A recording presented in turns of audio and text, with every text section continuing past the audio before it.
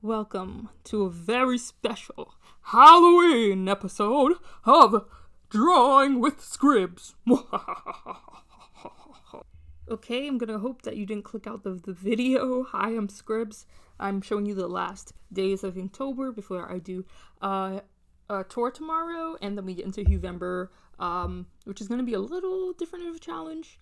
But yeah, not only did I want to do a tour, I also wanted to recap everything that I felt I've grown in and I'll learn through this Inktober. And the goal is to get our channel to 1,000 subscribers by the end of the year. I don't know what specific goal I have, but I know that we can hit 700 soon. So if you guys could all like, comment, subscribe, share, do all that good stuff. Thank you so much for watching. Now let's get into these final drawings. Okay, why did I say it like that?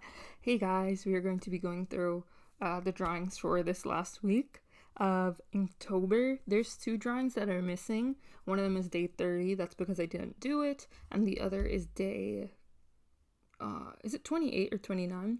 And that is missing due to the fact that it includes, I guess, partial nudity, because it's like a showgirl, cabaret, what's the other thing? Burlesque. It's a burlesque drawing, and I don't want to get into any trouble with YouTube, so that is has been cut out. But you can go.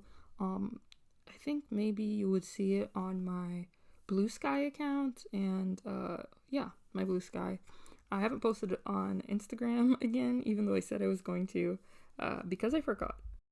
And I know everybody's abandoned Twitter, and I've tried posting on there before, and then I don't think I liked it very much. So we're just going to be going over what I've drawn, and how did I feel this week, and all that stuff. I ended up drawing a lot of the prompts on the same day, so I think I did like 3 in one day, 2 in one day, all of that stuff. I remember really struggling with this one, but knowing I wanted to do a background and make her some sort of candy princess, and I tried my best to do that. I think it's okay for my maybe my first time going out to this extent. I think I really like the rock candy staff, even though she's holding it upside down. And yeah, I just thought it would look more dynamic that way. I don't know. I don't think the problem is I don't really like her outfit. However, I did set out to make pieces that I'm satisfied with, like, every day, and I made sure that I was satisfied enough, especially in terms of picking colors and everything. I changed around the skirt, because at first I wanted it to be like that, but it was really bothering me. So in the end, I changed it, but I think it still ends up looking a little flat, which is like what was annoying me. And I wanted to have like a really like complex design at the same time, as like doing what I did.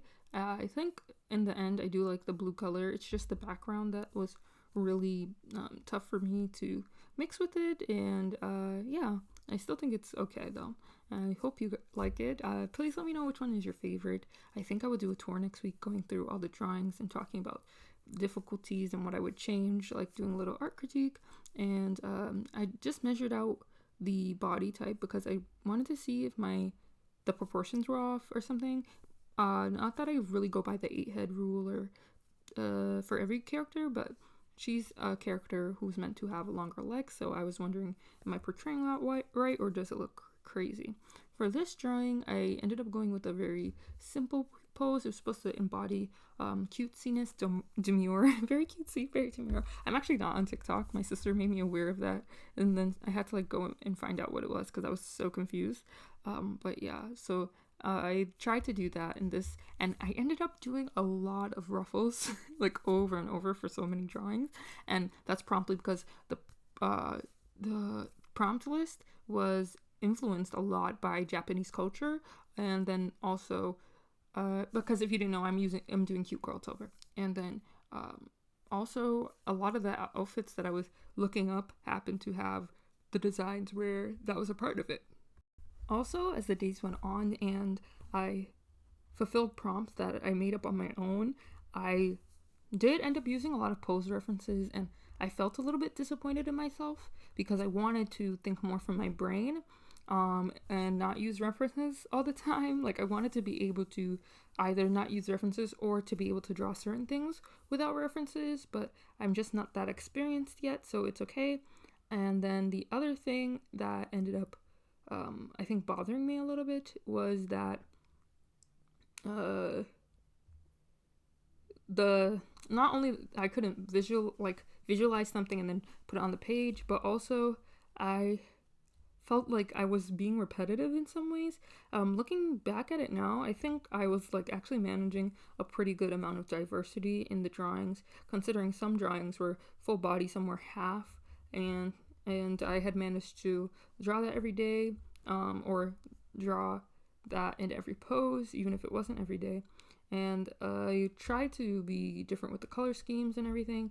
I really put my best foot forward, and I was spending so much time on each drawing in a way that I don't know would be conducive to a daily challenge without expending a lot of energy. But I was like so determined to make each piece incredibly beautiful. I think a lot of them took around 2 to 4 hours, and depending on if they had a background or not.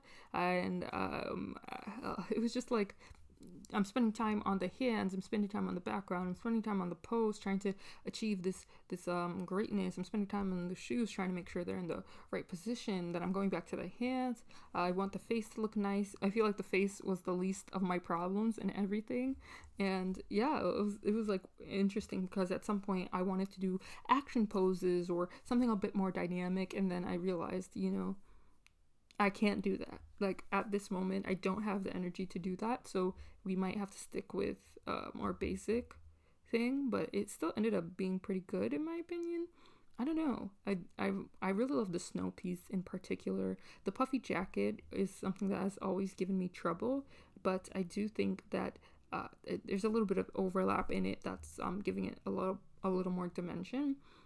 I just always have to remember that things are 3D, and a lot of these shapes are built upon circles. I think one thing that was really, really, really fun and interesting to me was how much I felt I improved in terms of imagining the body as a 3D figure. Even if I wasn't doing it with clothes, I really had gotten to a place where it was just so easy to draw the torso or draw the legs or anything from these basic building blocks that I had, and I've watched from tutorials and implemented in my own drawing over the years.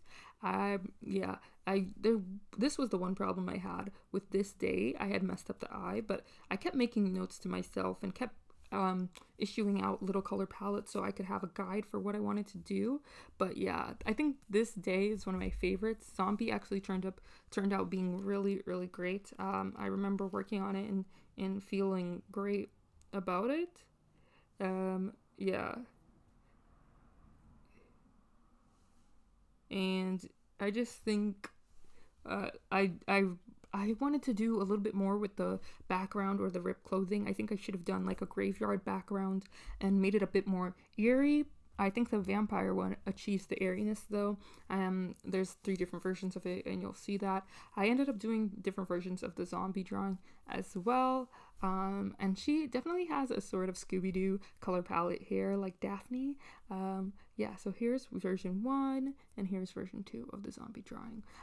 Tell me which one you like better. I think I wanted her clothes to look a little bit more tattered, but yeah, it's still good in the end. This is my favorite drawing by far. I really spent a lot of time on it and ended up doing it instead of the wolf drawing because I was having trouble with the wolf drawing, and I just ended up not doing it at all because the challenge is over, and I'm honestly running into a little bit of trouble with my hand and stress, so I didn't want to overextend myself, but I really did have a good time and really am proud of myself. I hope you guys liked watching this video. Comment down below your favorite of this episode. Tell me what you've worked on. If you participated in Inktober, are you going to participate in November or some other challenge this month? What was I going to say? Have you learned anything about your art or about yourself recently? And one thing with this, the hands gave me so much trouble, and I kept drawing them over and over. I was really determined to get it right. I was like, this is about to be one of my favorite drawings. Like, I'm not gonna mess this up. And yeah, I don't think I could have ever drawn a sitting pose before. I think her thighs look thick, and that's how I wanted them to look. But yeah, thank you so much for watching again. Please like, comment, and subscribe. I'm sending good vibes to you all. Have great rest of your year. I hope you had a good, well, why am I talking like I'm leaving? I hope you had a good Halloween. That's what I'm gonna say. And have a great weekend. Goodbye.